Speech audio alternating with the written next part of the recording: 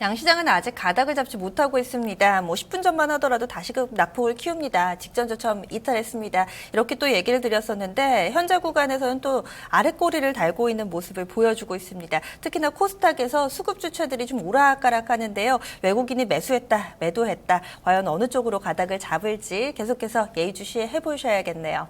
작전 타임 갖겠습니다. 오늘의 감독은요. 토마토 투자자문의 정종현 운영위원 모셨습니다. 안녕하세요. 안녕하십니까. 네.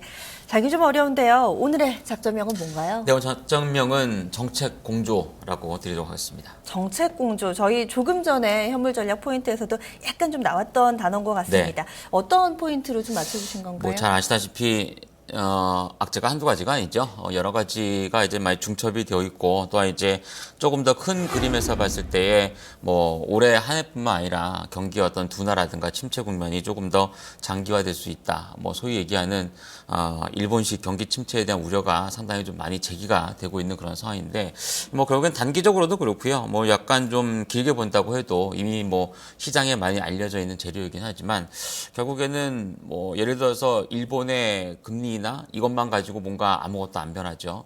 뭐 중국이라든가 유럽이라든가 뭐 미국이라든가 뭔가 좀 더 이제 그 의견을 모아서 정책적인 면에서의 어떤 공조 체제가 확고하게 형립이 돼야 증시 내지는 뭐 경기 상황을 조금 되돌릴 수 있을 만한 그런 요인들이 발생하지 않을까 보여지기 때문에 작전명에서 정책 공조라고 드리도록 하겠습니다. 여쭤보고 싶은 것도 상당히 좀 많습니다. 과연 어떤 대책이 나와야 되냐, 뭐 이런 내용들도 다뤄보고 싶은데 체크 포인트에 있겠죠? 오늘의 체크 포인트 3가지 보시죠.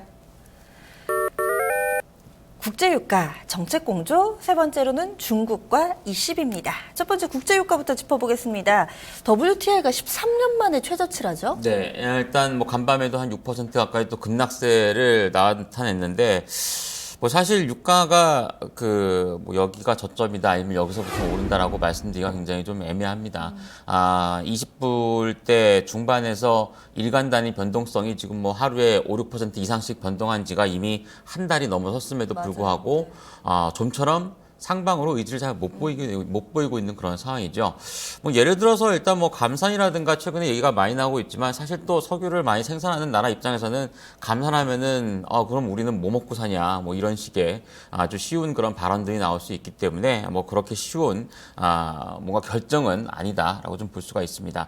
다만 이제 우리나라도 그렇고요. 또한 이제 글로벌 증시도 최근에 뭐 간밤에 미증시 같은 경우도 마찬가지인데 유가가 많이 빠지긴 했지만 뭐 오후장에 살짝 낙폭이 축소되자 나스닥 지수는 한때 반등을 보이는 등 전반적으로 유가에 좀 민감한 그런 흐름이 나타나고 있는데, 그림을 보시면 우리나라 증시 같은 경우도 지난해 한 해만 봐도 사실 지난 한 해가 아니라 2010년도 이후 내지는 2000년대 이후의 움직임만 놓고 본다고 해도 유가와의 움직임에서 굉장히 뭔가 민감도가 높다라고 좀 볼 수 있습니다.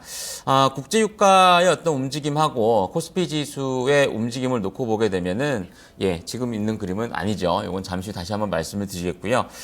우리나라 증시와 코스피 지수하고 WTI 국제유가의 어떤 차트를 보시면은 뭐 그림에서 보시다시피 거의 일맥상통한다라고 볼 수가 있습니다.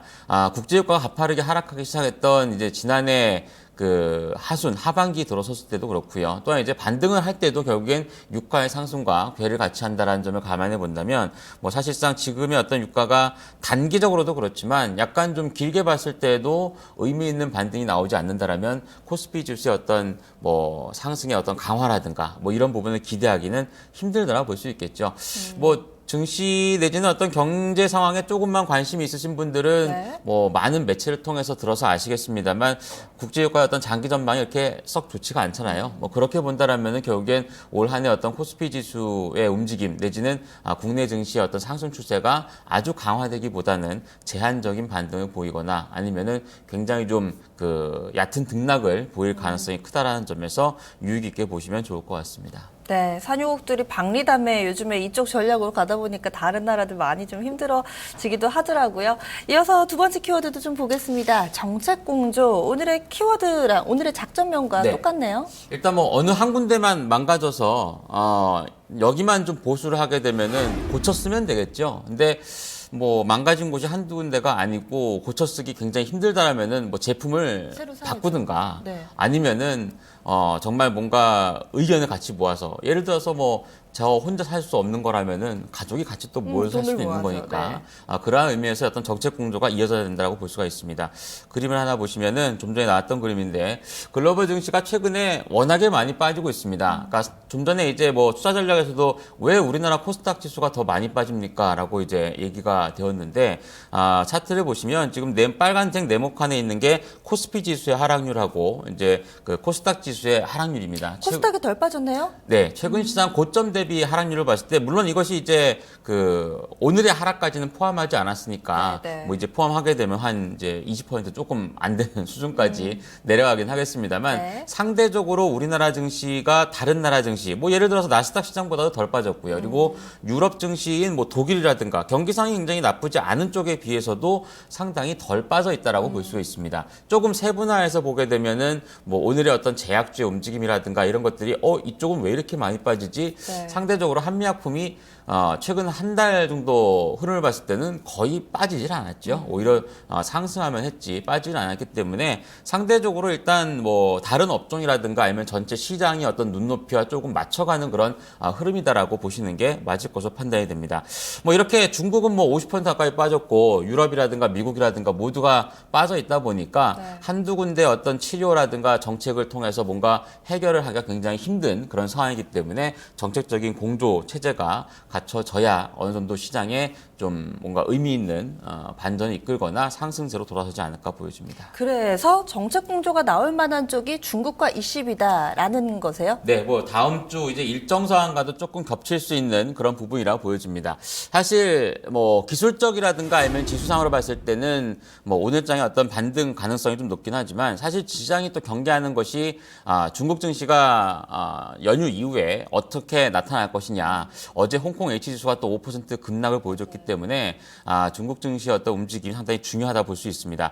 다만 이제 3월 3일부터 시작이 되는 양회를 통해서 워낙에 이 안 좋은 경기 상황을 조금 이제 뭐 확 바꾸진 못하겠지만 그래도 모종의 어떤 대책이 나오지 않을까. 또한 ECB 같은 경우도 드라기 총재가 다음 주 월요일 날 의회 연설을 통해서 현재 어떤 경기 국면을 조금 타개하고자 하는 의지를 내비친다라면은 이 또한 일부 정책적인 좀 공조를 갖출 수 있는 그런 내용들이 되지 않을까라 좀 보여지기 때문에 다음 주 시장에 이번 주보다는 아마도 다음 주 시장에 대한 뭔가 어떤 그 정책적인 면이라든가 아니면 공조 체제가 진행될 수 있는 기대감이 좀 있지 않나 보여집니다. 그런데 간밤에 옐런 의장의 발언만 보더라도 네. 요즘에는 뭐 시장에 긍정적인 멘트를 하더라도 이 호재로 받아들이지를 못하고 있잖아요. 과연 이런 정부의 정책이 나온다면 투자 심리를 좀 달랠 수 있을까요? 뭐 조금 달랠 수는 있다고 보여집니다. 다만 이제 간밤에 그 옐런 총재의 발언은 사실 3월에 FOMC를 통해서 금리 인상을 안 하겠다라는 의지는 또 내비치지 않았거든요. 뭐 하겠다라는 의지도 좀 있는데 사실 지금의 어떤 경기 상황을 봤을 때는 뭐 점진적으로 하겠다. 뭐 이런 약간 좀 애매한? 예, 뭐 비둘기파적인 발언이긴 하지만 뭐 그렇다고 해서 완벽하게 이제 뭐 미국도 이제 일본식의 마이너스 금리를 예견하고 있다. 이제는 이 정도까지 감안하고 있다 같은 완벽한 어떤 시장에서 기대하는 그런 목소리는 아니었기 때문에 뭐 하락세가 조금 더 이어지지 않았나라고 좀 보여지고요. 아마 시간이 지나면서 이제 좀 강경적인 발언보다는 좀 온건한 발언들이 나오지 않을까 기대를 해봅니다. 만약에 그렇다면 시장에 이런 분위기를 달래줄 거라면 좀 더 화끈하고 통큰 립 서비스가 나와야겠네요. 그러면요, 어떻게 좀 대응을 해볼까요? 네, 전략적인 측면에서는 사실 뭐 주가가 어제도 많이 빠졌고 오늘도 개장 초반에 좀 하락세를 보이다가 이제 조금씩 낙폭이 축소되는 그런 구간인데 뭐 1850선 내외권역 뭐 여러 가지 이제 의미가 있는 지수대라고 보여집니다. 뭐 올해 들어서의 어떤 기술적인 쌍바닥을 형성하는 저점이기도 하고 또한 이제 1800선 중반권역이 뭐 전체 시장의 PBR 기준으로 봤을 때 뭐 0.7배, 8배, 뭐 1배 이하다 뭐 이런 의미도 있을 것으로 판단이 되고요. 또한 이제 투자 심리 면을 봤을 때는 외국인은 사실 뭐 아직은 좀 팔고 있는 구간이긴 하지만 뭐 투신을 비롯한 연기금권역에서 매수가 유입되고 있는 그런 구간이기 때문에 일단은 뭐 기술적인 반등 한번 기대를 해보는 다만 이제 말 그대로 기술적인 반등이기 때문에 뭔가 어떤 추세를 되돌리는 반등을 기대하기는 좀 힘들 거다라고 보시는 게 좋을 것으로 판단이 되고요. 네. 두 번째로서는 뭐 결국에는 뭐 예를 들어서 지금의 어떤 지수대 주식을 사거나 아니면은 여긴 너무 많이 빠졌으니까 보유를 해야겠다라고 생각이 된다라면 뭐 결국엔 상승 쪽에 포커스를 맞춰야 되겠죠. 상승을 한다면은 과연 어떠한 요인으로 상승할 것인가. 오늘 대형 자동차 업종이라든가 IT라든가 수출주들이 상승한 것을 봤을 땐 결국엔 시장에 묻혀 있었던 엔화 강세에 대한 어떤 수혜 종목군들이 움직인다고 보시면 될 것 같고요. 또 이제 국제유가 같은 경우도 결국엔 추세적인 어떤 하락을 더 이끌어 간다라면은 시장은 뭐 안 좋을 수밖에 없는 건데 유가의 어떤 뭐 일부 상승세를 기록하거나 이렇게 된다라면은 뭐 유가 상승에 대한 어떤 수혜 종목군도 움직일 수 있겠죠.